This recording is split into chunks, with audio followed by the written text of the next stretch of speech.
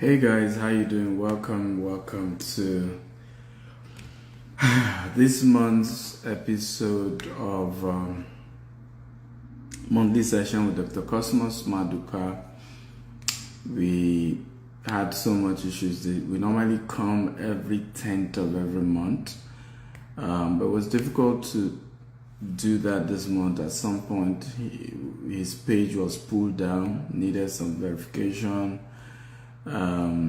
And so we had to handle that verification issue, and then to now find a new date has been extremely difficult. In fact, Dr. Cosmos just arrived from Anambra. He just arrived from Anambra this night just for this event.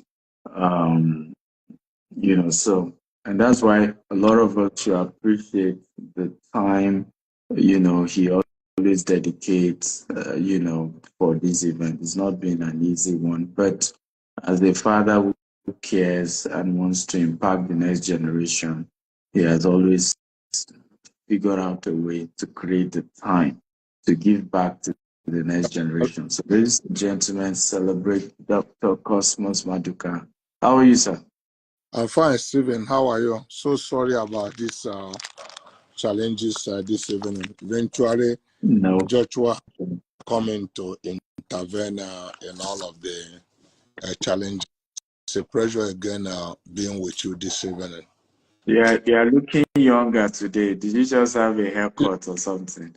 I went to have a haircut because it's been so bushy. I haven't find time to do it, so I eventually had to go and get a hot cut. Get me the other. Okay. I had a haircut, so it looks a little bit more better than. Exactly. You look very younger. In fact, someone would think he's a younger brother. Thank you. I wish I remain young forever. It's easier said than. Okay, so this month we're looking at handling business challenges and overcoming indebtedness. The economy has been tough. A lot of businesses are struggling. Sales are not always as they used to be. And some people are facing personal indebtedness, some are facing business indebtedness, and we felt let's use this month to address that topic. So, welcome once again. Let's have your opening words. What is your opening remark before we start taking questions? Yeah, Stephen, thank you very much, and welcome everyone on the line now. And I want to apologize again that we couldn't do this on the 10th, and we came back to tell you we are doing it today. Just like Dr. Stephen must explain, I spoke yesterday at when and catch some funeral at Anambra State. 4 o'clock flight became 7 o'clock. Unfortunately, they are still fixing the tire of my jet, so it's not yet arrived. So I have to at the airport under their mercy. We arrived here after 9, after 8, after 9, because we are supposed to be speaking by 9 o'clock. So because we didn't get to leave on time, regrettably we are here. The topic we are discussing this evening is one also that is dear to my heart because we are going through supposedly challenging time in our country. But to be very honest, what makes business interesting is like situations like this, because if you really look at it, our life, if it runs flat, we are dead. So the way we live is that the system of our heart goes up and come down, and that shows you are alive. So it takes situations like this to test the life of your business. It can never be flat.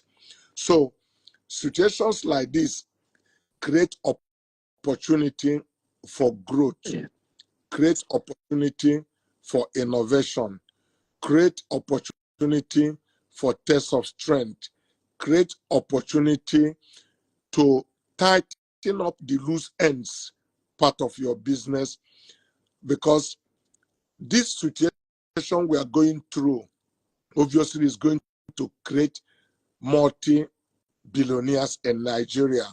Some businesses are going to close, and there's no vacuum in life. Some other person who had better managed and prepare will suck up those business opportunity. Whereas some will close door, some will use this as a metamorphosis and become much greater and a bigger organization. So what it requires really is to manage well.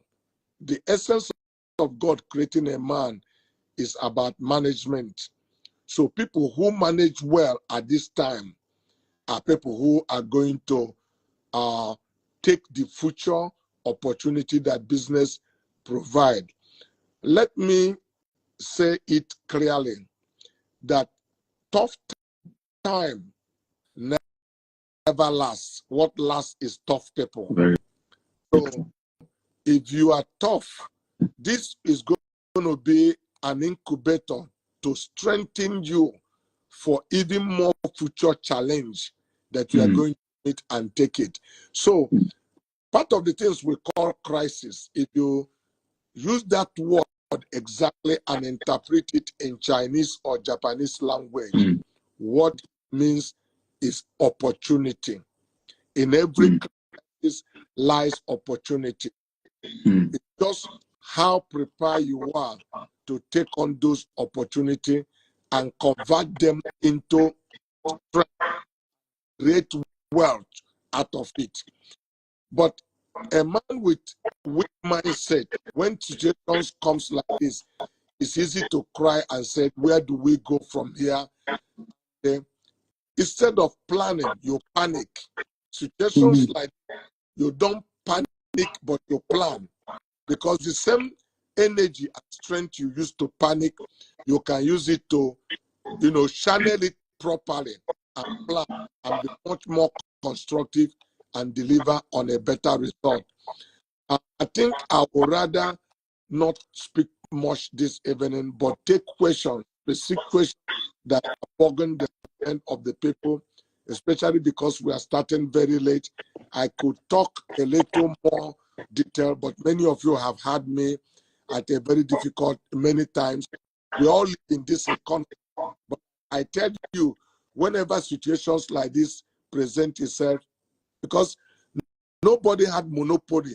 There are competitors I usually have who also try to, once in a while, go to Dubai to bring some of the things I have.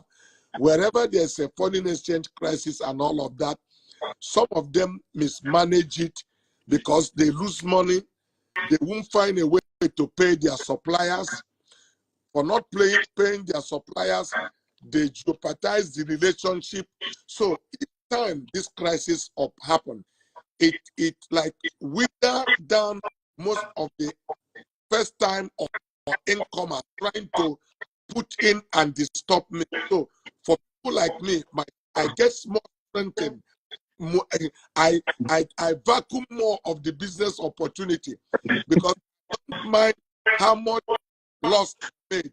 I will take the haircut like I just cut my hair and make sure I keep my commitment,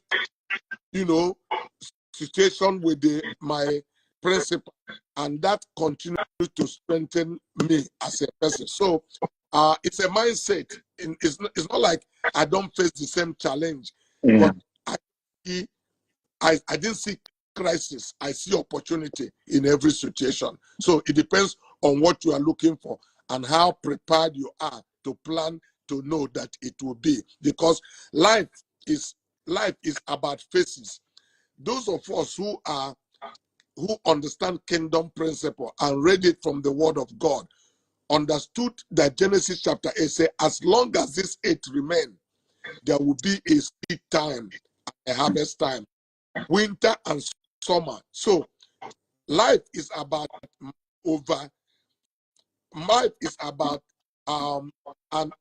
life is all about outlasting seasons, because there's going to be a season of summer.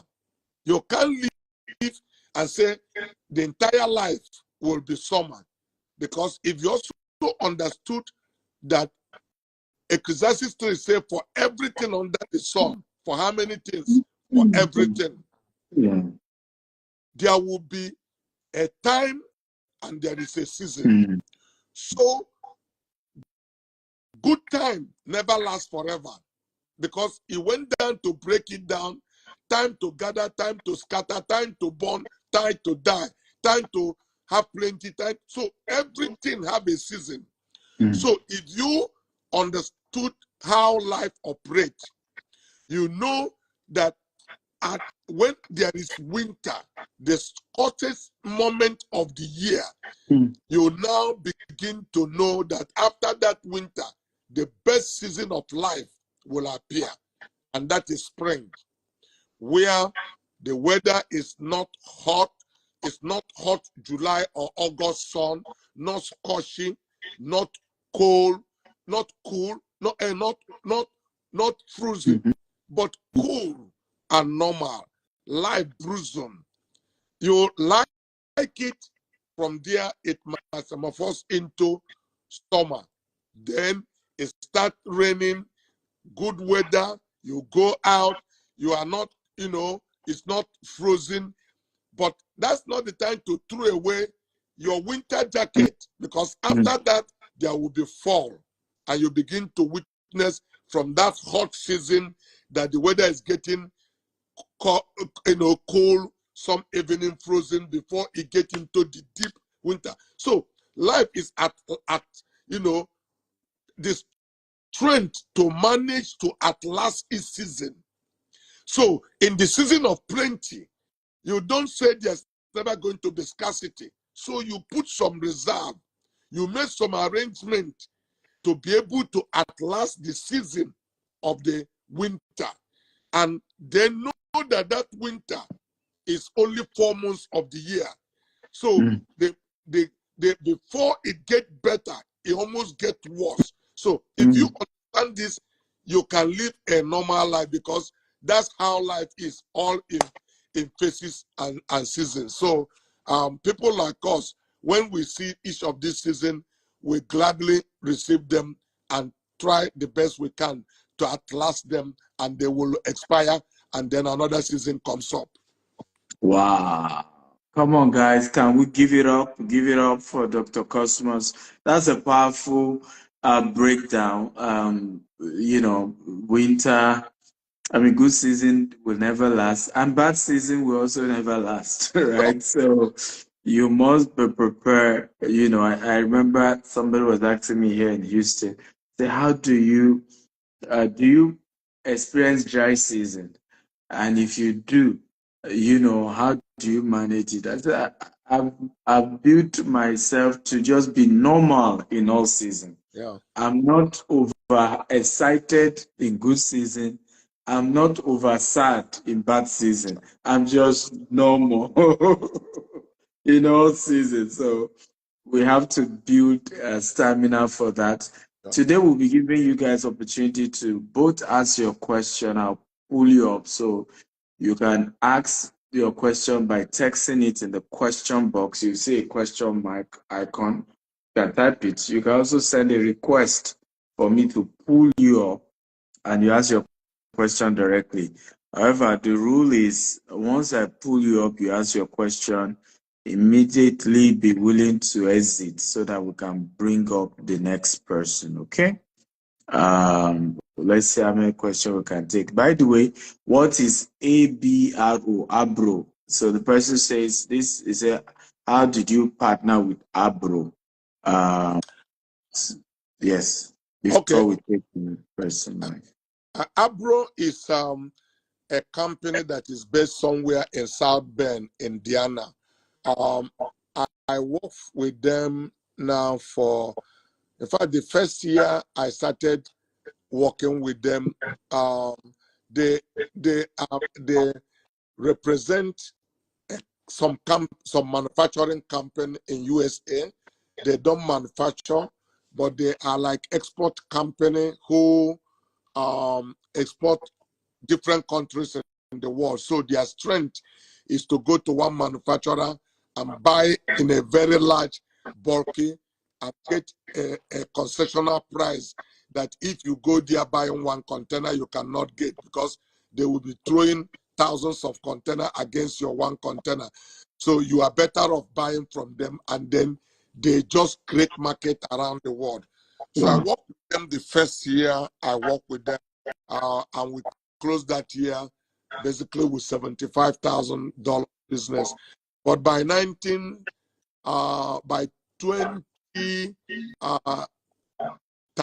I did $65 million with them. Basically, today I've done over $1 billion worth of transactions with them. They used to have their number one customer in Dubai. I explained to the managing director of Apro that I will be their number one customer in the world. He didn't believe me. By 2013, I hit that, and consistently we have remained their number one customer in the world. We do business with them here in Nigeria. We do business with them in Ghana. We do business with them in Ivory Coast, in Gabon, and recently in Sierra Leone. So last 2 years ago, we partner to start producing some of the product here in Nigeria. So we have a factory after Mowe by Express Road. Now we are producing some of those products here in Nigeria. Yeah. Wow. Guys, please don't drop your question in the chat box. Put your question where you will see a question mark icon. Click on it and type your question there. Else, I will not be able to answer a lot of other comments coming in. BM Bello says, how much is needed for your property unit in Houston? Can someone without U.S. resident permit buy? So BM Bello, send me a DM. Yes, you can buy our properties even if you're not in US. But send a DM, we'll give you the details on that. My team will reply you. Yes, we have the first person asking a question in person. Can you put on your video and ask your question?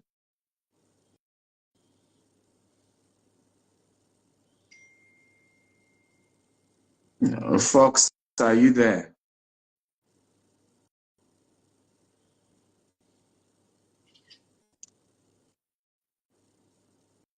Hello, Fox. This is what I'm saying. If you join us, put on your video, ask your question, and then you can exit so we can bring the next person.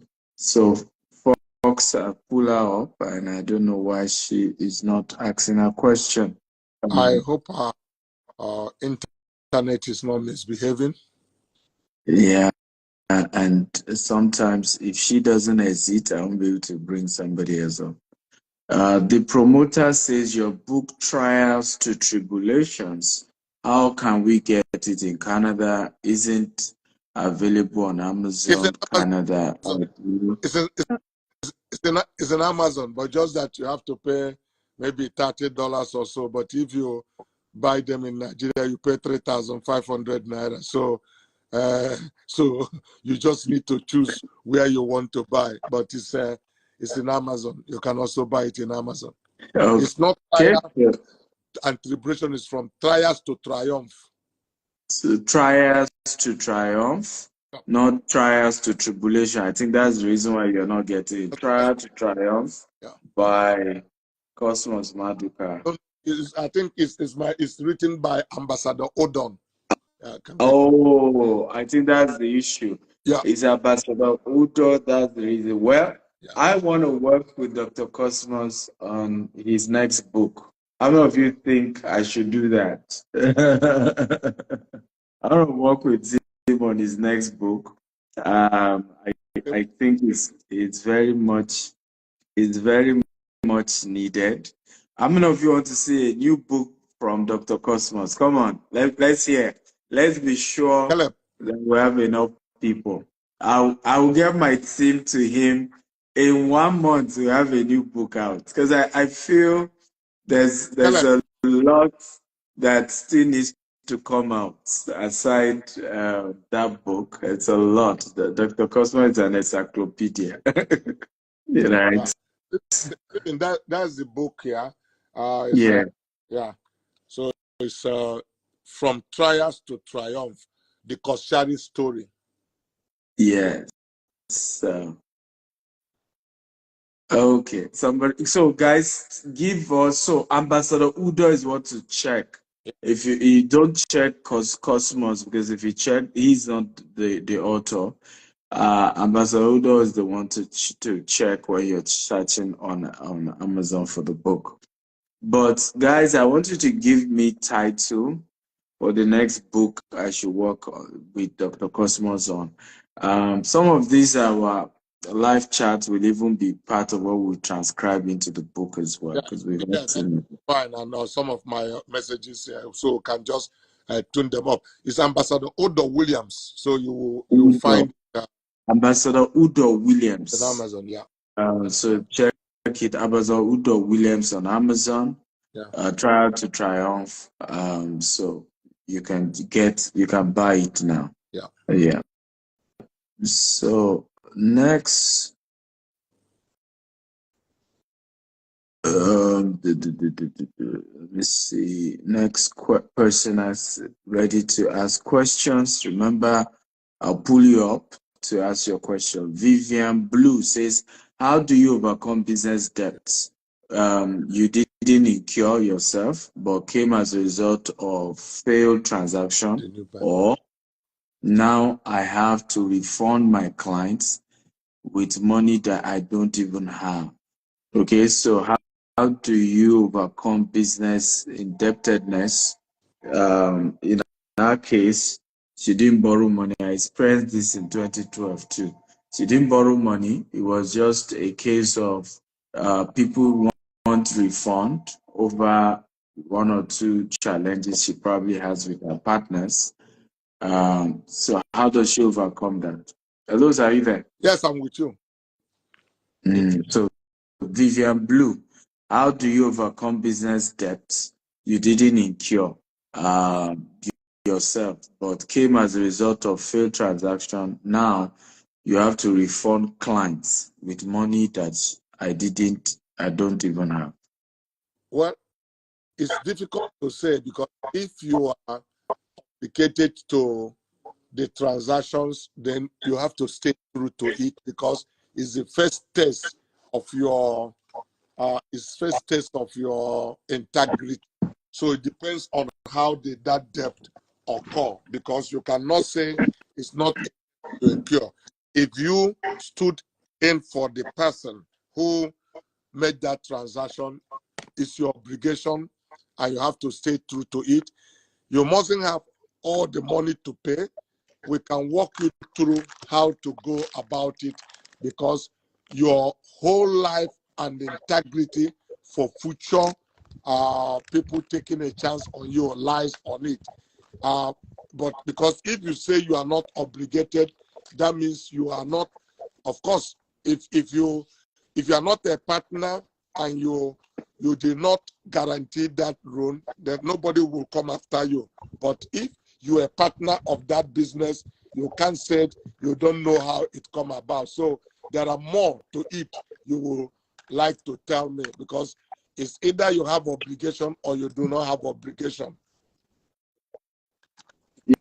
Yes, absolutely. So I think you need to give us more context so that the answer can be, we can give you a more direct answer. But yes, you can agree on a flexible payment plan. I still have one of our subsidiaries that I was having meeting with before I joined this call. And I told her, I said, you know what, call the clients, break down how you're going to be paying, tell them to give you more time. If you guys don't have the funds yet, ask them for more time and then you pay. But you have to pay. A debt is a debt, and it has a lot to do with your integrity over time. Vivian Blue says I request to be brought up so I can ask the question direct. Okay, the person who is on, can you face the camera and tell us your question, or you can exit so that we can bring other people, please. Hello.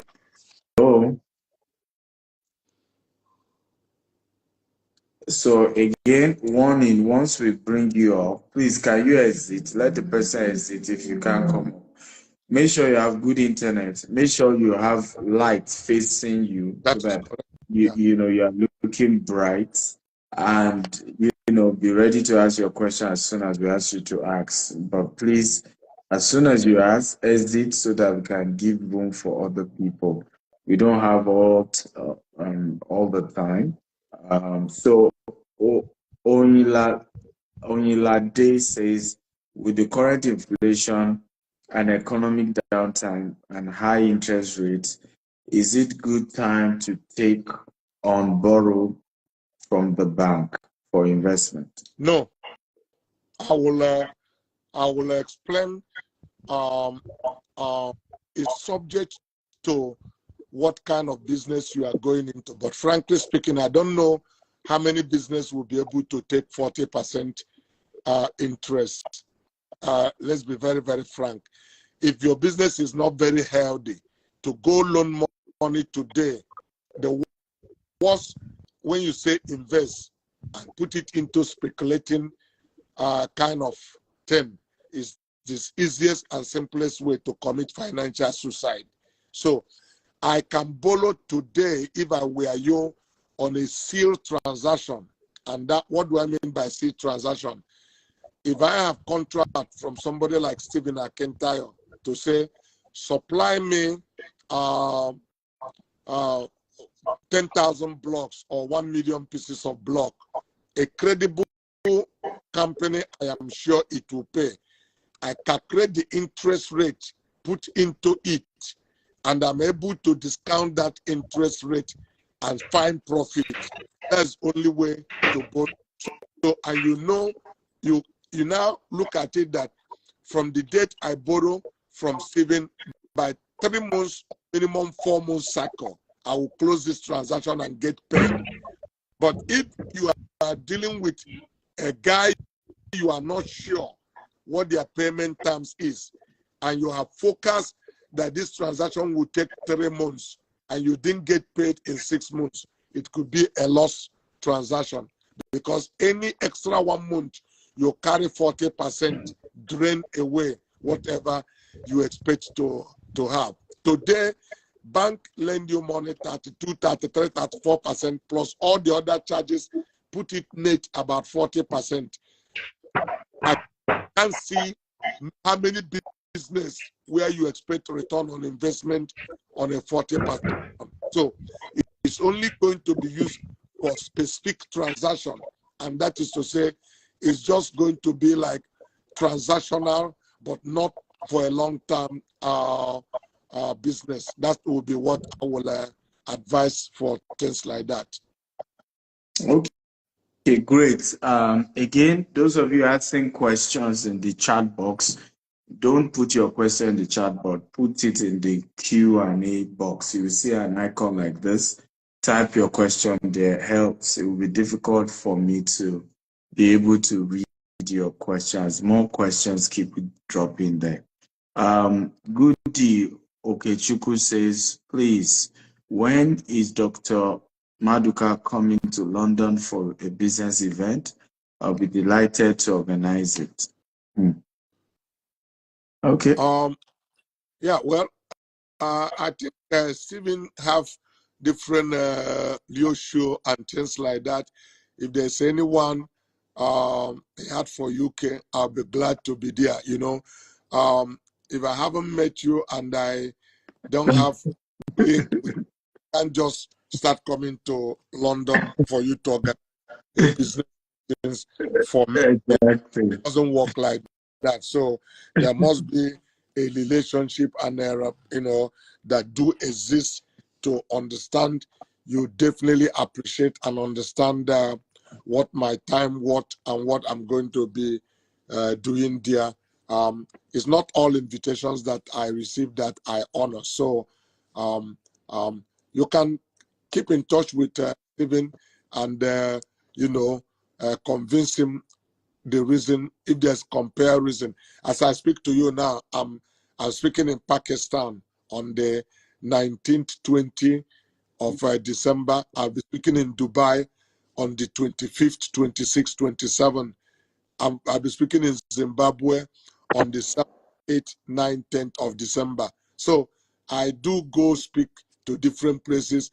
I'll be speaking in Japan on the 14th of January. So, but it has to be clear what the reason why I need to be there, not just to just come to speak, or what the basis has to be clear and understood and accepted. Yeah.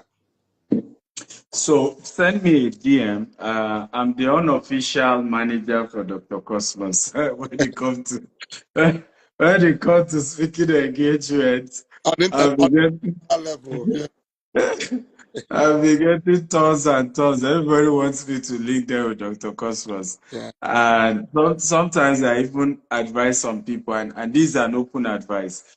When you hear him coming to speak at an event I'm organizing, others are organizing, I think it's the best place to meet him. That's correct. Because some people just want me to give them Dr. Cosmos' number and they should call him. I'm not like, it doesn't work like that. I can't just, it's good maybe you meet him at an event and then I too will now say, oh, I know you. And then you build up that relationship from there. So I hope this helps some people who think I don't want to link them to Register him. for our Houston event coming next year, which I have already committed to be interested, or some other thing that can. Yeah. So that's true. Let me even mention that you guys may want to come next year, August. We are hosting Dr. Cosmos in Houston. So send me a DM right now. You can register on time so that there's enough time for you to plan and be there. And what's beautiful about that event is very easy. I mean, people had access to him directly. Some ate with him. I mean, it was a no hold bar, very easy conversation. And I think those are places you want to come and learn. So take advantage of that, okay? So tell us your name and your question, straight to your question, your full name and what you do, and straight to your question. Go ahead. Okay, so my name is Vivian Ifeanyi, and I'm a property manager in the shortlet business space. And I've been in this business for over 4 years plus. Next year will make it 5 years in this business. And I can tell you for a fact that I've built my experiences and I'm so good at what I do. Okay. So this indebtedness I'm talking about is not something I intentionally incurred. It's something that happened because a client, paid for an apartment. And like I said, I've been in the shortlet business for a while and I'm a property manager. Most of my properties are not listed because the owners are coming back to Nigeria this December. So I had to outsource properties for my clients. So in the process of outsourcing, I would say I mistakenly paid into a fraudulent account. So now I have to pay a sum of 2.5 million naira that I didn't even incur on my own. And I have a limited time from now to the end of November to get this sorted out. So I'm in a very tight spot, really running out of my mind. And I really don't know how to. This is the first business that I've ever incurred in my close to 5 years of doing business. And I really don't know how to navigate out of it. I'm losing sleep, basically, because of this situation. Okay. I think I understand what you are saying. I know it could be difficult because if you are not working with a corporation, you are working with an individual. The first thing is that everybody suspects you that you are dishonest. You haven't had any track record with the person. But the worst thing that do happen to people is when you owe people or you have a situations like this, one of the best thing you will do is to make yourself available. Take the person's call. Don't even wait for the person to call you. Call him every 2 other days and said, I want to still register to tell you that I knew I'm owing you, which is no fault of yours, but take my word for it that I'm committed to paying this money. Oh, the person threatened you, I'm going to put you in police tomorrow, I'm going to put you in prison. You are talking rubbish if you don't bring the money. You tell him, I appreciate you have all the right to be angry with me, but the truth is that even if you put me in prison, it will not bring the money. I'll go to prison. Unfortunately, until I'm released in prison, you will succeed to have damaged a young lady that have a bright future. And it's only when I come out of prison that we begin to think about where do I get money to pay you. But if you are patient with me and you don't need to call me, I will call you. I'll work hard. These are the plans I have. Give me the next 3 months. I may not pay the money in bulk. Give me the next 6 months. Whatever I have, I pay you. And I plan to pay this money. If I could pay it faster, I would do. One of the worst things people do is to say, I'm under pressure. Somebody who is owing you, you said, I'm busy. I cannot take your call. The more you run, the more the person pursue you and put pressure on you. Because this is really the topic. The question you are asking is what we are supposed to be discussing today. Yeah. The way to manage when you owe people is to show up every time. You can't avoid, even if you have a baby is crying and you're there to call, pick the call. Hello, sir. Good afternoon. This is Lillian Efani on the line. My baby is crying, but I can't afford to miss your call. That's why I take it. Can I take care of him and call you back, or you want me to go ahead? He said, get out, drop your baby, don't drop your baby. He said, yes, sir, I'm listening to you. The only person you can bluff and said, I don't want you to disturb my life is somebody you are not owing. If you are owing somebody, if you call you 10 times, you have obligation to take the call 10 times. Once you start doing that, I'm telling you on my honor, his anger will begin to reduce. He will begin to say, even though this guy is owing me, but he has shown responsibility that is not common, the way he had managed this situation. As a matter of fact, if somebody who is well-to-do, by the time you call him the 8th or the 10th time, he tell you, please, you are disturbing me. Stop, don't call my car. I will be the person to call you. But if he called you once and you didn't pick, he will get debt recovering agent to call you.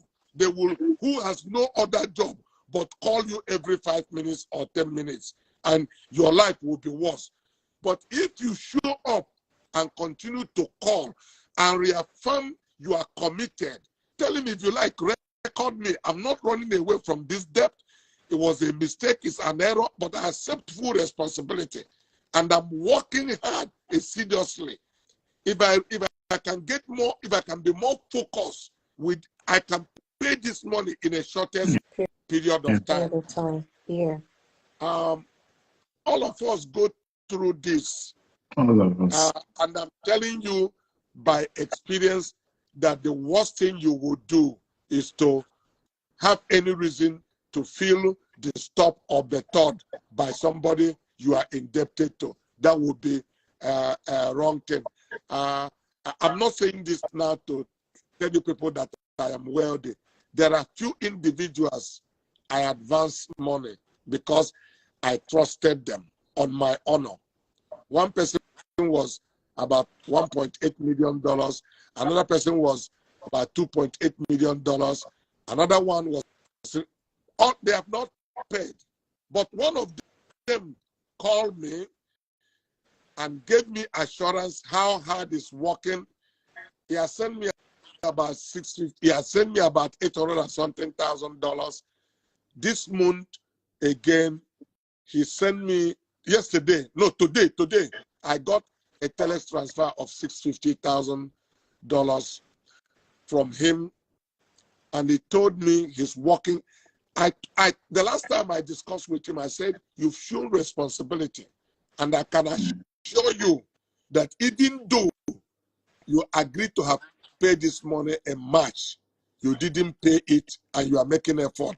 But the way you've shown responsibility, I won't stop doing business with you if you finish paying this money. I will give you another. I may not give you a transaction of $3 million, but I may start breaking it down to 500,000, because to build you up and to show you that I appreciate you. You made mistake, but you are committed. I like the spirit of the way it is. I don't know how many other people you owe, but there are people who said, I put you in EFCC, I do this. In my vernacular, this is literally my first. That's why I'm freaking out. The commitment a debtor made and keep is a good commitment. I've also owe people, but what I try to do is to negotiate even a more longer time so that I can exceed your expectation.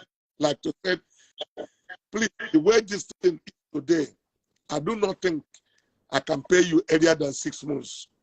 But before 6 months, if I can pay the person in 3 months or 4 months, you have gained his confidence more, that he can give you a benefit of doubt even in future, understanding there was an error or a mistake. So it's about, that's what life is all about, management. You can manage your debt, you can mismanage it, but if you can make a commitment that you did on a consistent basis and clear it, that would be wonderful.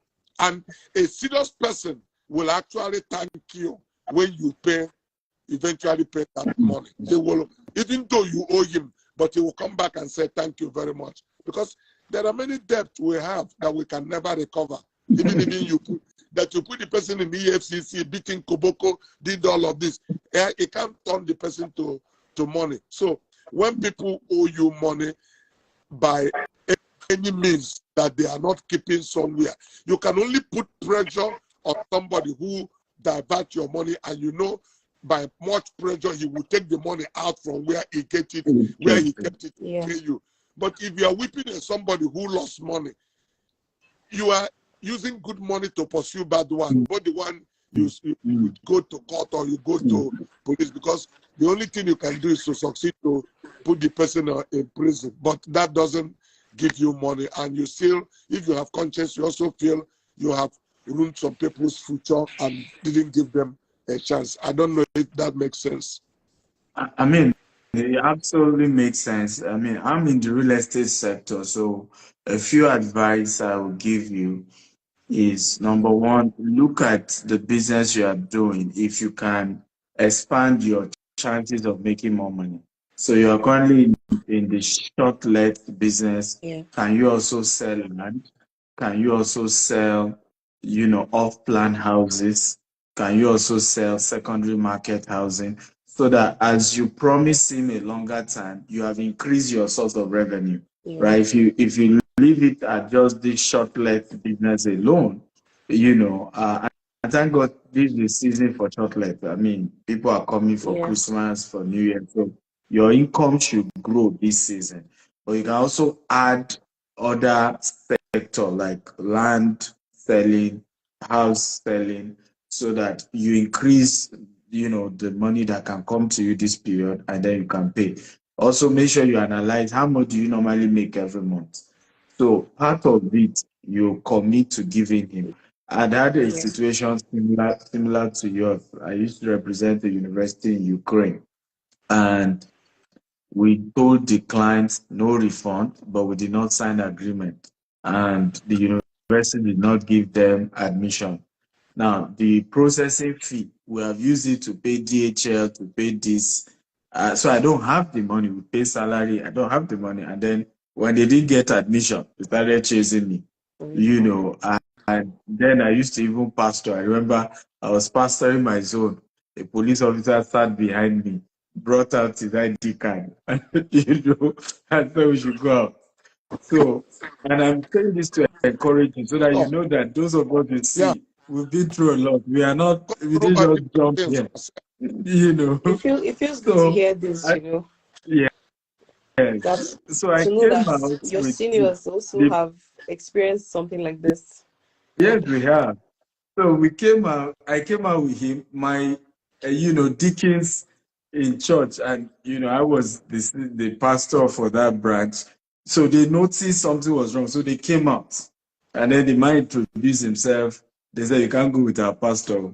You know what? Come back on Thursday, right? We will see how we can settle the matter. So after the police officer left, they told me, they said, look, anything you can sell, anything you can sell. And it's one of the reasons why I so cherish my wife today. Her mother had given us a laptop that I was using. We had to go and sell that laptop in Computer Village for 15,000 naira. So added some money, I only had 25,000 naira. And then when they came back, we said, this is what we have for now. And thank God, again, I was a young pastor, but my assistants were older. They were way older than me. So they understand. For me, it was the first time I was experiencing something like that. So they broke it down and said, look, this is what he can give you now. Every month, he'll be giving you 5,000 naira. I mean, this was 200,000. And the man shouted, 5,000 for what? Yeah. Well, that is what he can give you, and we settle for that. You won't believe it. God opened heavens. 2 months or 3 months later, I paid all of it at once. Yeah. All at once. So we've been through this. We didn't jump here, and and as you rise, we still face different dimension of challenges in business. So relax. That's the first thing. Relax, calm down, because if you continue to be apprehensive like this, the idea to generate the Sure. income, like Dr. Cosmos said, will not come. You just be panicking, you are troubled, you are worried, So calm down, talk to the client, apologize what happened, open up, be transparent. They will call you names. Then you got the pastor. In fact, because of that, I stopped using pastor title. Most of you didn't know I have another pastor. I can't, I don't do business with me for who I am. Don't even do business because I'm a Christian, right? Because I hated the fact that the guy kept tormenting me and saying, you call yourself a pastor, give me my money, give me my money. Yeah. What kind of pastor are you? Exactly. What kind of forwarded What kind pastor? of He It's life. kept It tormenting happens. me. Yeah. So relax, you'll be fine. Thank you. Thank you so much. I really appreciate this conversation. It has really boosted my morals, and also I would really attack it as I should. Thank you so much. I appreciate. Thank you. and it's a big experience. Tomorrow in future, you are going to give a testimony to somebody. You will use this to the same way we are talking now. Somebody will same experience, and you will tell him, I've been through it. When I tell people that landlord had kicked me out of house in my life, nobody will ever believe that Koshari's old landlord. I did, and I couldn't. Both my shop and my office were under siege. When I know what it means to live with an angry landlord. I thought I couldn't face him. When I hid, I thought he will listen to my boy and go. It was when he decided to lock me inside where I was hiding that I came out. Because if he locked the door and take the key, then that is a prison. I came out thinking he would change his mind because he still pulled me out and locked me out. So I've gone through that. But he helped me to know how to manage things in the field. I don't use the word people fail. Many people like to use the word people fail. Yeah. The word I use is learning curve, Yes, it's a learning phase. So I don't use the word fail. I say learning, it's a mistake you learn because you have no intention to go through that. But it builds your character, it builds your experience, your maturity to face life. Okay. Thank you so much. Thank you so much, sir. Thank you. Thank you. Yeah. Good night. So let's take the next one. Thank you for this platform and insights discussion. It's inspirational to hear from experts and captain of industry. My name is Toluwashe, managing a startup pharmacy and mini mart. Okay. What fundamental elements ensure a strong, scalable structure? Very important. You need to have a good financial system and inventory management, because the things you are handling are easily fulfilling. If you don't know how many things you keep in your inventory and be able to properly scale out and know how they are moving, you can lose revenue and that you cannot control. So you need to get some simple software to manage your inventory. Inventory management is a key to such business for success, for sustainability and scaling up. Okay, so I hope you learned from that. Next is Mazi Clean. Good evening, Dr. Cosmos. As a young entrepreneur who is married with 2 kids, how do I manage growing my startup, which still needs capital, and still save from same business? There's no magic about it. It's about sitting down and do home economics. What do I need? Not what do I want? What do I need? The rule of opportunity cost still remain the same. Your priority is your wife and children. That's why sometimes I tell people you are better off to take a chance in life and risk without a wife.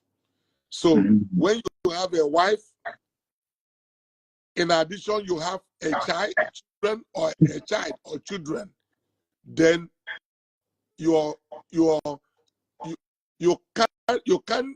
child is going to grow teeth. During the time of growing teeth, he has to fall sick. You can't tell the child there's no money. So sometimes people take this pressure that make them kill themselves.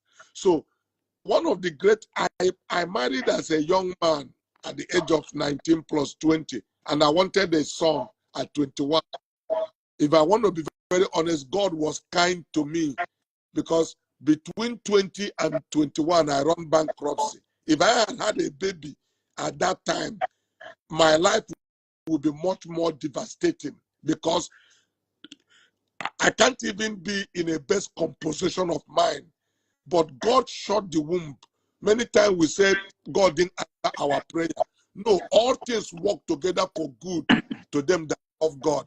My first son came at 26, but I became US dollar millionaire at 24. So by the time he come, I was comfortable. Things were not that bad. But between 2021, I was kicked out of my house. I carry weighing scale and all of that. So if I have had a baby, it would have been much more devastating for my wife, because when things at that critical position, my wife does her certificate and went to get a job to support me while I was struggling to find my feet. If he has a baby, he can't even go get that job because he had to manage the baby and manage. So many times people said, get a wife, get a wife. No, God never gave Adam a wife without giving him a job. You need to, the first thing he gave a man was a walk, and said, walk, protect the garden. And Adam did it too well and master it. And God said, okay, let me train you small. And got all the animal and say, activate your brain and name them. When the man proved that to be expert, it's okay, we give you a wife. You can do all of this well. So because the man already have a job, so he said, I will give you a helpmate, somebody who will come and support you. You know, I will equip her and bring her to help you actualize your dream that you have shared with her. She'll be telling you, you say God told you this, go for it, you will do it. She will continue to support you. So the worst thing that happened to a woman is if she shows up in your life to help you, and you are supposed to be doing something, and when she comes, you are doing nothing. You put confusion in her head, because if she can't help you, she start helping herself. You say, yeah, you go to school, you are showing up, and that begin to bring a big problem into the home. So a man is close to be a manager and a work. So when you start doing that before you get a wife, so sometimes we do it the other way around. And that's why I tell young lady, don't ask a man, do you love me? Wrong question. That tell you to marry you. The correct question is, where are you taking me? Share Yes, your sir. with me. Do you have plans for your life? Let me hear what plans you have. Do you really have a dream? Let's see whether I can fit into that dream.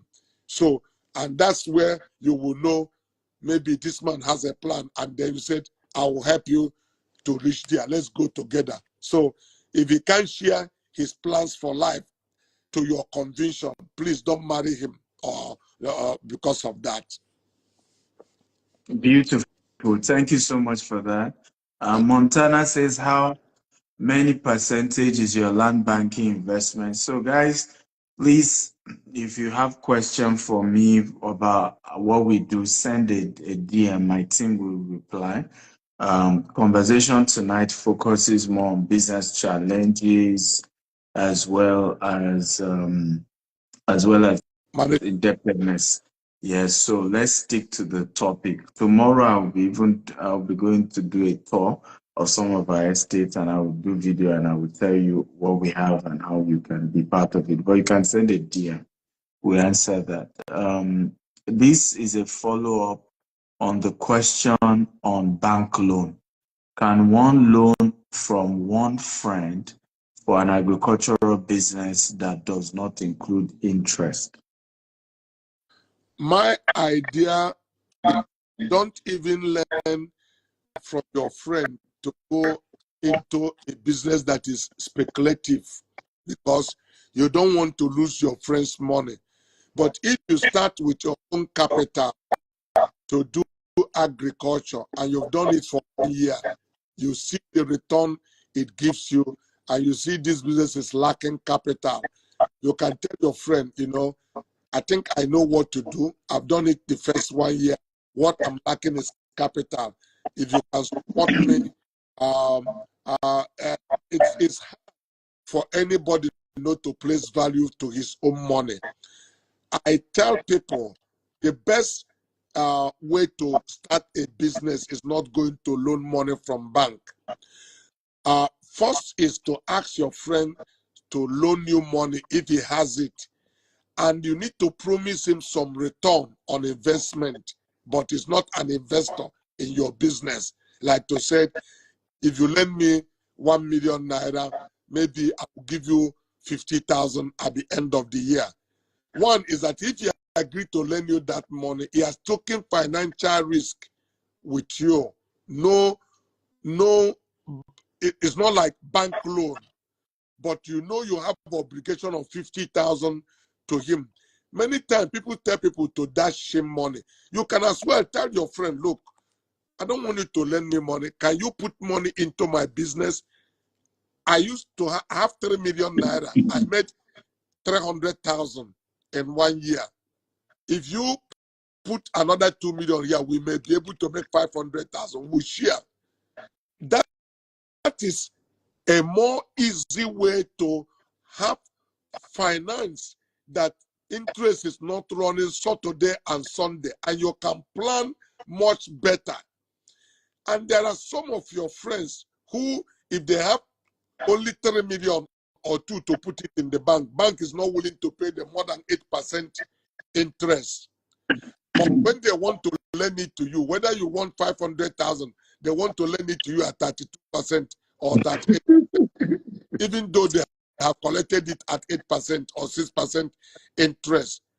So, such your friend, you can also tell him, look, I don't know how much bank is telling you, because it's secured, they're obligated to it.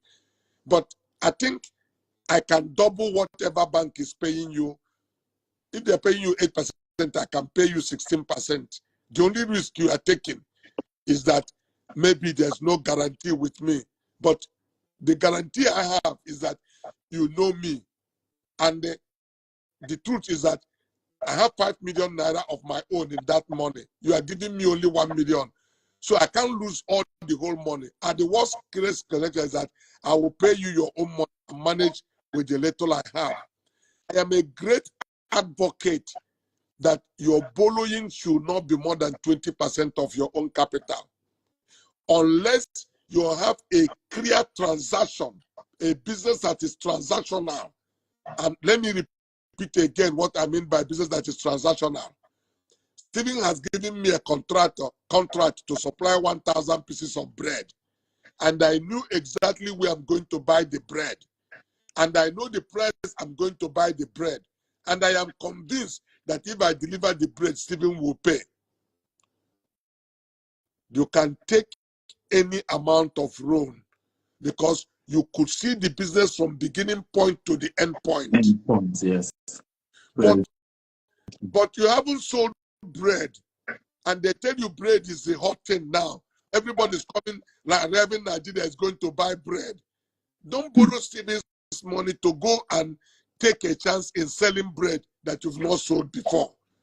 Because take that risk with your own money. Prove it to be real so that even if something extra happen, but you are talking to somebody to give you money on a tested business and something went wrong, but not on a speculative business that your friend tell you can put money and you go take your friend's money to go and speculate, because you lose your own money and you jeopardize the door. One door that could have been open for you to start life again, you've closed it. Okay, I hope that answers your question. I'll try and see if we can combine these two questions. Is it good or advisable to sell one's property to invest in a business that needs so much money? The second one, let's just combine the two, says, how are your companies navigating this harsh Nigerian economy? Okay, let me tell you my simple experience. I used to own a very prime property in Onitsha, opposite in Emelware, with my former partner when we broke up. But I knew what to do. I'm not speculating. Business requires cash. If you have a tested business that can deliver on return, don't be emotional and hold property without putting money into that business. Don't stuff that business of property. I told my partner, please buy. Give me the balance of the money. I want to put it in my business. He said he doesn't. I said, okay, then we have to sell. We sold that property. I put the money back into my business. Yes, I didn't have property in Onitsha again there, but I have other properties in Abuja and other places. So somebody like me, no emotional attachment to anything I earn. If I have a good business that requires capital and I have property to sell, I don't lose breath selling that property. It's like drinking ice water. I let it go. But I cannot sell property to go speculate a business that I'm not tested and I'm not sure. If you tell me now that we can go and mine gold in Ghana, that you have found somebody who show you the gold land, and if we do it and we just buy equipment, we'll be mining gold, I won't sell my property to go and mine gold that I've not mined before. Beautiful questions. I don't know if that answered the question. How Yes. do I indicate the time we're all here? Like if you have listened to me earlier, it's more tough and challenging for beginners. Let's be honest, but because a company like us have had some observer to observe some shock, and that's why in every business you need to build something like shock absorber in it. When the shock come, it will be able to absorb that shock. So, and that's the kind of reserve you have in your system. But if you don't, the kind of shock, if you have a what we call single capital, this can easily cripple you. But if you are good in management and really scale a little bit down and what you are doing, subject to different kind of business you are in, this is opportunity. If you withstand this season, you have a very big opportunity to grow and become more stronger. So it's a challenging time, I must admit. I won't tell you that even to us, because take for instance somebody like me. I for the first time over 50 years, I also feel, some cash flow constraint. Rolls Royce for us today is 1.4 billion naira. Range Rover is 450 million naira. I told Stephen, your business is now competing with our business because somebody need to. We are now selling only to super rich. Super rich. How many people will spend 450 million naira to buy a Range Rover? If you drive that car out of our showroom and bring it out the following day and say you don't like the color, as far as we are concerned, it's a used car, and you need to take a discount of 25% on it. So even if you don't take 25%, the life of that product actually officially with discount car life maximum 5 years should be net zero book value. So you now see for most startups who place value on their money, they'll rather go. There are a lot of property you can get today for 450 million naira, in a super place like 4 bedrooms apartment or things like that, and that you are going to have CFO and they held on for. So real estate people are taking chunk of our business. We still have super rich who they will even prefer that Rolls Royce will be 10 10 billion, so that 10 billion. so that they know they have removed small boys from it. They know when they are driving that they are the people. So those ones don't calculate. They just tell you which color that you have. So, but the truth is that if you are selling 100 before, your volume has reduced to 50 or 20 units. Yeah. So even if you don't have other things to do, it's not sustainable because that brand alone cannot carry the overhead of the organization. So you see the benefit of portfolio. Today, our automobile business is running at about 62% of its budget.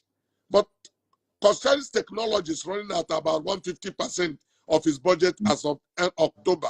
So by the time we aggregate the ones that are doing well or not, we will be over 80%. Though we are still doing well in the country. But if you are only doing on one segment of product, it's really challenging, subject to what kind of industry that you are on it. Our component business is doing well because many people cannot buy cars today, so they have to repair their old cars and keep it on the road. So it is one of the things we are operating at 98%. Some months we are doing 103 or 4 or 120% of our budget because these people want to repair their car. It's Christmas and keep it in. They can't buy new one. So it balances off again because of the different portfolios we're having. So, but you need a capacity to begin to scale up to be able to have such diverse of briefcase. Yeah, so I'm very, very, very true. You know, Dr. Cosmos always say we're the one competing with luxury cars, but the challenging part is also we're also battling with the fact that most people can't afford. Affordability is becoming an issue. So you see people say, I can't afford, I need to even buy food, talk less of buying land or house. So in our own case, and that's an advice, we are coming up with more flexible payment structure. For welcome, you can just have your seat. I'll see you shortly. So we're creating a more flexible payment plan for customers to help. We are also coming up with creative ideas. We have a new challenge this Christmas called the Rolls Royce Challenge. So if you buy land or house from us, you are coming for Christmas, we'll pick you up from the airport with a Rolls Royce, and create a lot of content around it, and just create a lot of buzz around the importance of investment. So we're having to be more out there, more visible, just to be able to keep business working. But one of the smart things we also did was to come to the US, expand to the US, even though that's at infant stage. But that guarantees that in the next 5 years, we'll even be carrying money from US to support the Nigerian business. Sure. So just like Dr. Cosmo said, you have to think diversification. Some businesses are struggling, but it may be an opportunity to open another sector, and that sector may end up doing better and supporting the existing one that you are doing. So, but the rule is don't give up now, because those who can withstand this tough season, yes, are the ones that end up becoming the big boys in business. Okay. So we have more questions. This one says, thank you for the training, sir. I have read many business books and autobiographies of successful people. I see it's not all start early. Does it mean no one does great things after marriage? Or your question is a bit vague, I'm not sure. Yeah, I get what you're saying. Yes, because maybe it's responding to the other question that I said. No, you can do great things even after marriage. But what we are saying is that if you have not balanced, your challenges are more. It's a more difficult because you carry some baggages and luggage of those financial, you married a wife, you made a baby. You cannot say I'm under pressure. That baby need a milk, it need a diaper. So you have to provide all of those things. But if assuming you haven't made babies, you don't have a child and say things are difficult and the child will not go to school. You are ruining and damaging the life of that child. And they are not reducing school fees. Even economy is going bad, it's going up. But for you to really believe that child has a future, you need to put him or her in school. So you see, so many times the lifestyle we have that are not planned, one of the silent things that kill people is stress. Stress is not an accident that hits your leg, but something that eats you up. And from here, some of your organs damage. And this is why you find life expectancy finishing at 52, 55, 58, because people have strained themselves. There are things you can avoid if you plan your life very well. You don't need to take certain stress that are totally uncalled for. But if you are a young man and you are single and things run helter way, if it's old vehicle on the road you see, decide to sleep in it, nobody is going to question you. But you can't carry a woman to go and sleep in an old vehicle along the road, in terms of saying this is your struggling moment. You need a home to be able to take that person. So you can still do great things when you get married. But what I'm saying is that if you plan and balance up a little bit, it's much easier to have a more happy and comfortable life than go through unnecessary stress of life that ultimately will shorten your life. Okay, Peter NG says, do you pay tithe before or after business deal is fully completed? Again, tithe is a profit, Sure. right? So you pay tithe on your profit. You can't be paying tithe before a business deal is completed. That's not right at all. Nobody does that. How do you manage policies that work against your business, especially at this present economy? I think we've answered that in a way. How do you handle a situation where regular customers that I do sell to on credit are now defaulting? Yeah, that's part of the things. Because of the situation now, you need to be a little bit cautious on that. But uh,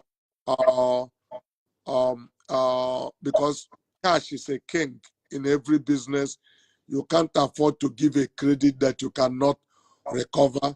Because part of the things you are giving to people are things other people trusted you in, so you can take risk on other people's money. uh, you need to really weigh your customers and see where their strength is to determine the amount of credit you continue to give in a situation like this. You can't, there's no business that exists without credit. You need to leverage on it to build your customer base and things, but you need to be a little bit more selective and have your due diligence before you do that. Okay, I run an escrow company.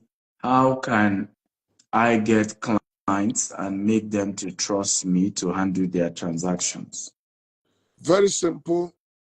Uh, some of the kind of business people like you do, I don't know how many staff you have, but there are some businesses you do that even to be able to let people see what you do, some of them you do them under pro bono, just to win confidence. They could see that you are authentic. They see the quality of your service.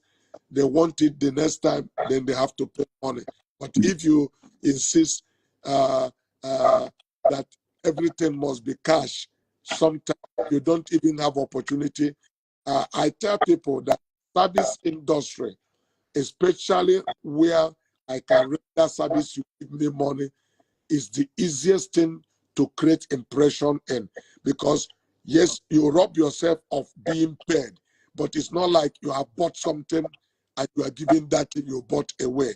But because you need to also let people know the quality of your service and what you are able to do for them to assess it at least once, and even tell other people, So uh, if I think that my job is cutting hair, if you, I will be willing to cut some people's hair free, not everybody, but to give you impression that I know how to cut hair, and I can do it very well, and you'll be happy because it, maximum 3 months your hair will grow again. Yeah. If you want to come again, if I've given you free before, you can't come again and expect me to give you free. And if I've cut it well and you like it, you more definitely will come back. So sometimes you do such promo in the service industry to build client base and be able to expand your business. So I hope, Enya, you got advice. One thing I will add also is testimonial videos. So if you have done escrow for someone and it went well, tell them to do a short video. How was your experience with us? And if people can use it nowadays, people trust your customers more than they trust you. So Absolutely. And that is yes. advertisement. All the money you spend in advertisement, there's no advertisement better than a customer telling other customer that I like this people's service. Exactly. So try that model, it will help. Sojiano says, two questions. One is, Sojiano says, as a person living abroad, what kind of business can I start small in Nigeria? This one, I won't even have doctor answer it, because why are you starting the business in Nigeria when you don't live in Nigeria? What's wrong with figuring out a business to do abroad? A lot of people in diaspora make this mistake a lot of time. Figure out a business you can do where you live, except you have a Nigerian partner that you give equity to. The will feel baboon they work, monkey they chop, baboon they That's work. correct. Because if you start a business in Nigeria and you don't live here, anybody you put, even if they're able to help you well, they feel at some point they're doing the work, you're enjoying life abroad. Sydney, let me reframe it a little bit. Yeah. In the custom where I hail from, we have this welfare or community development kind of family. Mm. I will tell somebody also who, if you can't stay living abroad and start business, but I would say be willing to take a chance of $1,000, $2,000, or $3,000 on your nephew, your uncle, and I will explain the way it works. For where I hail from, if you get your sister's son that is in port, know what to do, and he had done apprenticeship, instead of allowing him to stay the full 5 years or 6 years to get a capital from his boss, you can set him up because he has an idea. He has learned skill, how to trade and make money. But you are not telling him it's working for you because he never planned to work for you. But you tell him, I'm going to bring this money. You start working.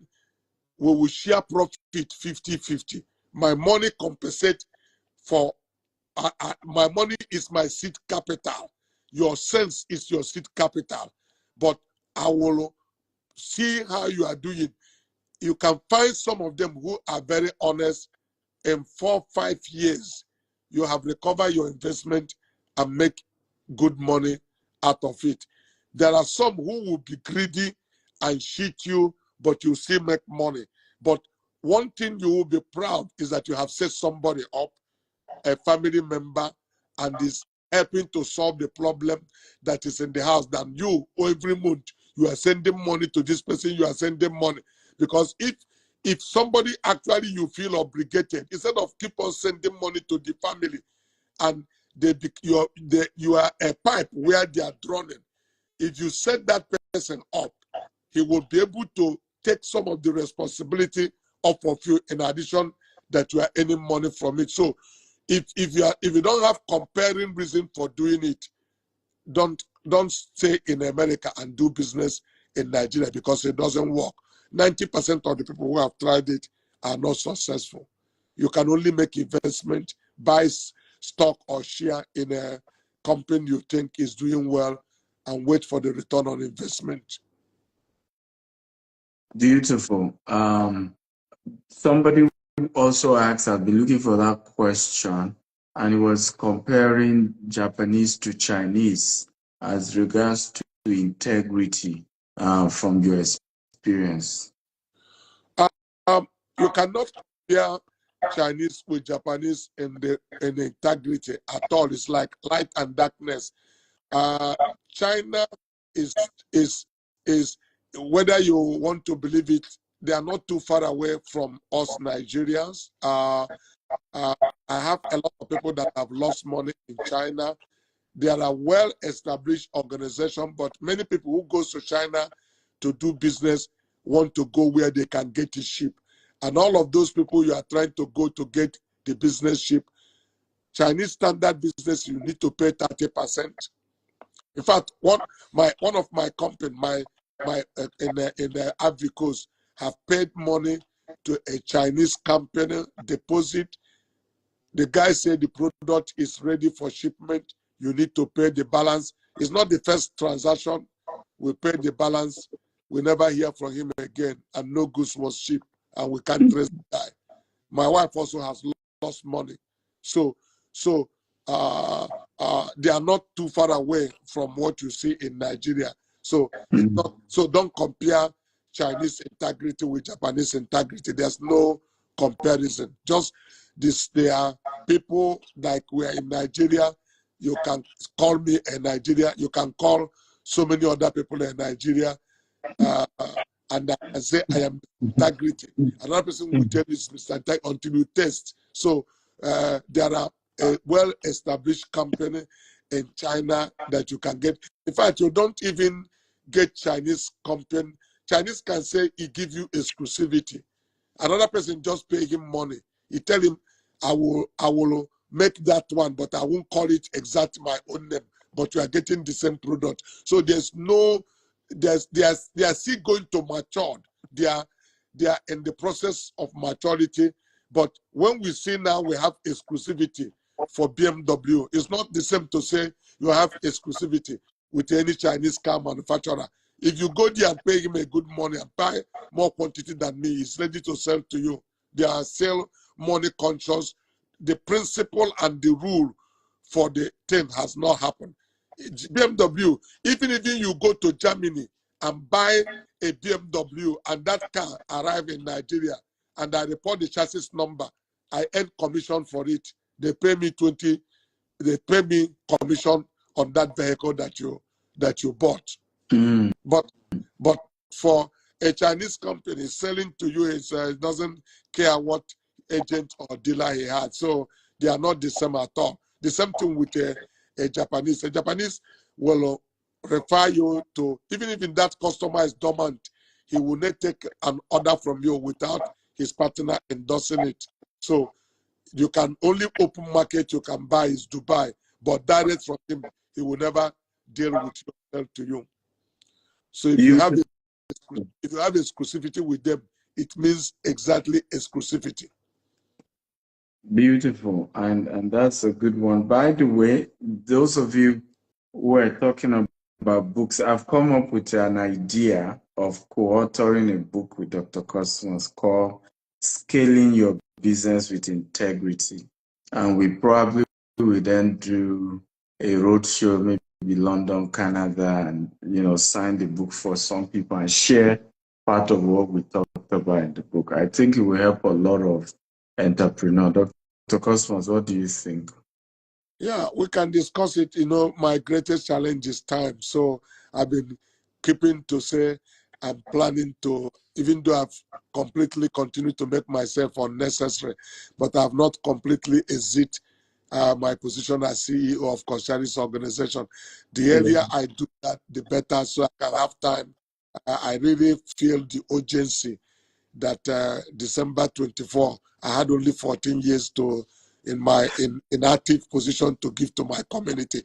I live and wake up every day with that thought that I want to be very effective in impacting people's life and fertilize the young generation. So the earlier I quit, the better. So, but I don't want to live a life of pressure that things are lying on my table. I need to sign off. I say I'm writing a book because I still don't sleep for 6 hours in a day. So, and I don't want to cut my life short. So my most scarce commodity today is time. The good news is, very precious for me. I don't have the report, I don't watch it. I don't listen to all this WhatsApp and message. I don't know what is happening in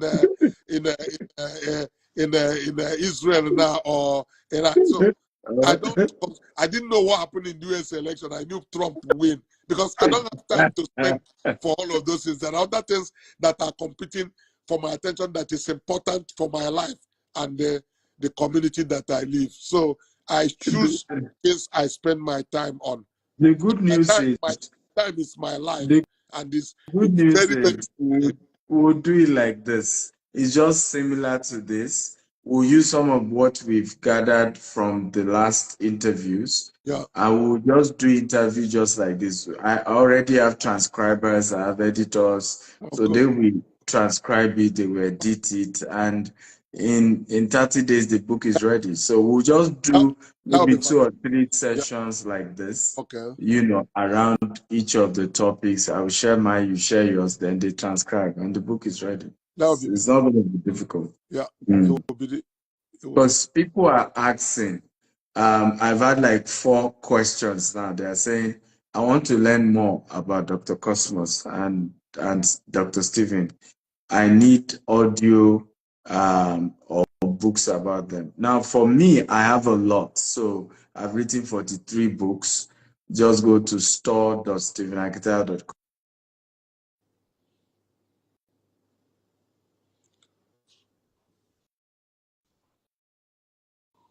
Can you hear me?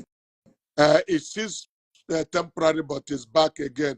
Okay. Stephen, where you are seeing better than myself, and from the background, because there's no reason why, frankly speaking, at where I am today, that I should not have minimum 5 to 10 books. It's not something I'm very proud of, and I can tell you, way back from the age of 40, people are putting pressure on me, but I just felt there are other things that is important, but it's something I must, for a necessity, start paying, priority to. But it takes me time to start, even with the kind of thing we are doing. But by now, leave it with me. I got you.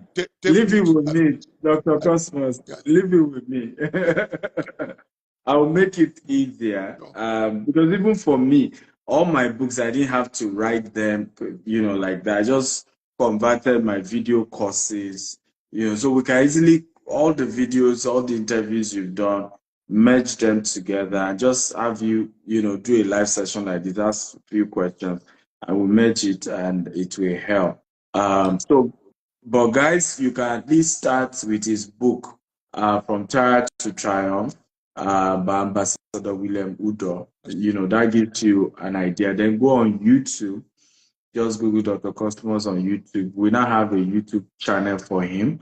So you subscribe to the channel. There's a lot of content we have every day. If you subscribe, you are getting content from Dr. Cosmos. His IG, his LinkedIn, his Twitter, his YouTube. Every day there is constant video, called short clips that will mentor you, about his life, about what he teaches, what he stands for. So at least start with that, and hopefully we'll get the book ready, before my birthday, January 28th, and that gives you even more opportunity. But I'm planning to work with him on his 70th birthday book. I know he's planning to do something special for his autobiography for his 70th. So I'm definitely going to say I'll work with him on that. But at least let's have a book like this, Scaling Your Business with Integrity, because when you look at the Cosmas Maduka, what comes to your mind is integrity in business. But a lot of people don't really understand how integrity in business works, because for some people, they think it then means you won't have challenge, or it then means you won't have situations that will test your integrity. So some people, for example, like the case of the lady where she's lost money, she needs to pay the man back. That doesn't mean she doesn't have integrity. That's right. She lacks integrity if she doesn't pick the person's call. If she's running away from the person, that's when she lacks integrity. But she can call the person, talk to him, to give her more time, and gradually pay up. That's still business integrity. And we must understand, that. So I'm hoping that the book will help, people learn more about business integrity and how they can even scale their business, using that. So let's trust God for that. Sure. Can you guys help me celebrate Dr. Cosmos one more time? We'll probably just take 1 or 2 questions and let him go and rest. It's already 11 p.m. in Nigeria. I'm in US, so I have more time here, but we need to allow him rest. So we'll take 2 more questions. So somebody asked a very vital question earlier. I'm not sure if I can see it. Okay, yes, I've seen it. He said that I'm a young man with land worth 20 million. I was into gas, before I had 2 gas plants, but I was kidnapped. Wow. And I lost everything except the land. Now I want to sell the land and start an outdoor lounge. Do you have any advice for me? I really need it. Thank you. Well, you are going to start an outdoor lounge. You've been in a gas plant business that you tested, you build client, and know exactly on it. That's the same thing in my mind. So why do you want to go speculate? There's nothing. I would rather you go back to something you already know, and you know the client base, you know the ins and out on it, as you made money, you scale up. There's nothing that say you start one business and stop there. You need to, the diversification, you can now risk into another one. I would definitely not tell you to sell the land and start something that you have not tried before. Exactly. In fact, that was the same thing that came to my mind too. I mean, it's only a fool throws away their winning ticket, is what Bishop Oyedepo always say. If something has worked, stick to it, work on it more, grow it, make it better. Look for better ways, be innovative about your gas business, but you know that business well, you've mastered it. I think that's where the only thing is be careful, because you probably may need to change location because of the kidnapping issue you experienced. So you sell the land, raise that capital, move to locations that are a bit safer. It could be another state entirely that is a bit more safer, that you won't be kidnapped just because you have a business and you have all of it go down again. So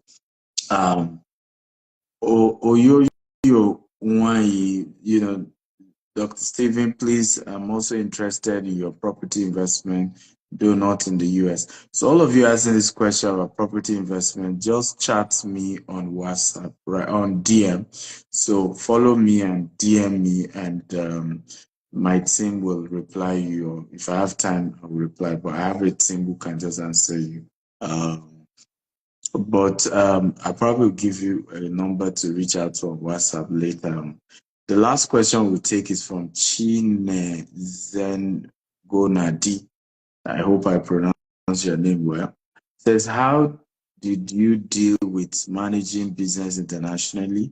What was your first challenge as a young entrepreneur with no clue on managing business internationally? Very simple.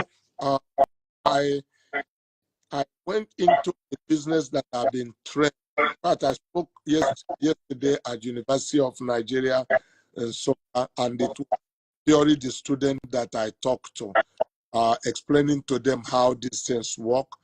And I made a great case, especially for those of them who are in entrepreneurial, they have this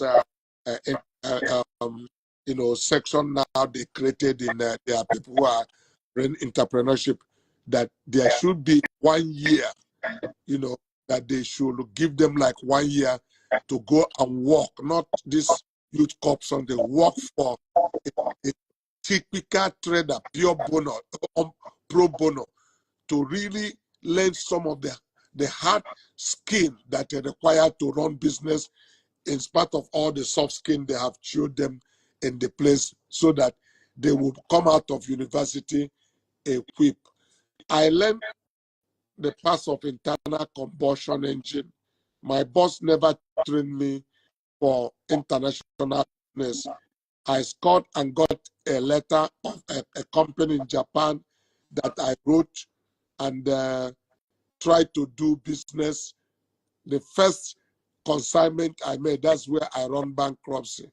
There was a small business, a number, one digit that were missed, and I got a wrong consignment.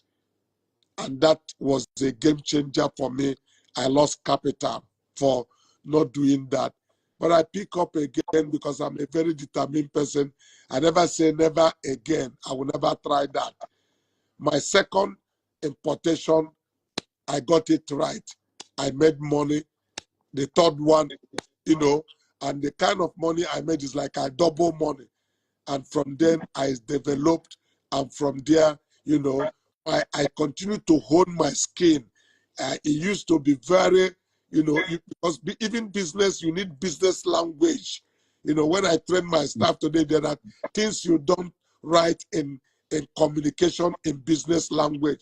But everything is about desire to be better and to improve in the things you are doing. There's nobody that tell you can't start from ground zero and build it up. So you keep on being good at what you are doing as you are making mistakes and mastering them. And then today, I become a benchmark that there's no school, but I learned from hearing from people, associating with the right kind of people. And I tell young people today, I said, if during the few years we told about COVID, you must stay a certain meter away from a man that has COVID, that it can affect you. If COVID is infectious like that and can catch people, success is also infectious. So the same failure is infectious. So if you sit with people who have mentality of failure and discuss failure, they will infect you. If you sit with people who have desire to succeed and have success disease, they will infect you. So stay on with this kind of discussion. Come around and show that you are desirous to be different. We will infect you, and before you know it, you will catch the same disease we have, which is success. I like the way you put it. You will catch the same disease. This analogy is so perfect, and I like the way you put it, sir. This is Yeah. great. I will appeal that you take this one more question because she's one of my mentee based in the UK. It says, what's your opinion your on getting your business, getting your kids, 15-year-old, to work with you in teaching them savings and business? What's your opinion on that? Absolutely. That's the best thing that you can. But I'm a great advocate not to wait till a child is 15 years to teach him or her how to save. From the age of 7, you start still teaching children how to save. Saving mentality is part of the thing that people have lost that create part of the problem we have. Give your child money, but tell him you want to know how much he's able to keep out of it by the end of the year. Even get him the means to save money. Part of the things that make us who we are is that during those days we get a tin milk, open it, where we can put coin there and they cannot be able to come out, or buy some on some mold cup box and put in something there. We only break it during the Christmas time and check the money, because we don't even count it. But I'm putting money there anytime I have any spare money, because I want to see it grow. When a child starts seeing his money grow and show excitement from it, from that little child, you will see that child from $100, he wants it to be $1,000. From $1,000, he wants it to be $10,000. And from $10,000, you see him want it to have $50,000 or $100,000. And that's how I grew my wealth, because I have saving mentality. And I started it at a tender age. Before 10, I started saving. So great to get a 15 years children to start saving and mentoring them to be in business. That's the greatest skill you can give your kids. By if they start it at that years and they are familiar with it, by 2025 they're at home with it and you can go home and sleep. I encourage it so much, to start early, because if you haven't had me teach this, I said 86% of successful people became between the age of 15 and 28. In fact, 25. By 30, you are in a borderline. The base, the pyramid base is within this age bracket. If you are 35, 40, you are competing only 14% that is left. Wow, powerful. Can we all celebrate Dr. Cosmos? This has been an amazing time. For all of you, great question you've asked. The gentleman asking about international business, I hope you got an answer. You try it, you start, you fail, but you keep improving and you don't give up. And I think this has been one of the best episodes we've had from this. This is really, really interesting. I will love I've gotten so many questions I couldn't take on real estate, because today's topic is not on real estate. But you can do, send a WhatsApp chat, not a call. Don't call, please. If you call, you won't get a response. Send a WhatsApp chat on your inquiry, and I'll direct you to someone in the organization or whoever can help you with your request, whether it's you want to be mentored to start real estate, somebody say he needs an advice on a real estate deal he wants to do, whatever it is, send a WhatsApp chat. Again, don't call. WhatsApp chat. State your full name and your request around real estate, and then we'll see how we can guide you. Please help me celebrate Dr. Cosmos. It's a lot he's having to do. And by the way, I want to say this, that you have modeled forgiveness, you've modeled integrity, you've modeled how to be an apostle in the marketplace. When you told me you went for the burial of Senator Ifa Yuba, I mean, that is, come on, guys, can we celebrate Dr. Cosmos one more time? That is what it is, because, and I learned a lot from it, because I remember when your PA told us that we should post the video where you said you no longer have anything against him, everything's okay. I remember asking, I said, are you sure? Are you sure?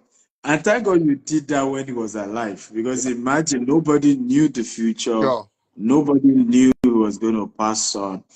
And it just teaches again why we should forgive, because we just don't know tomorrow. Sure.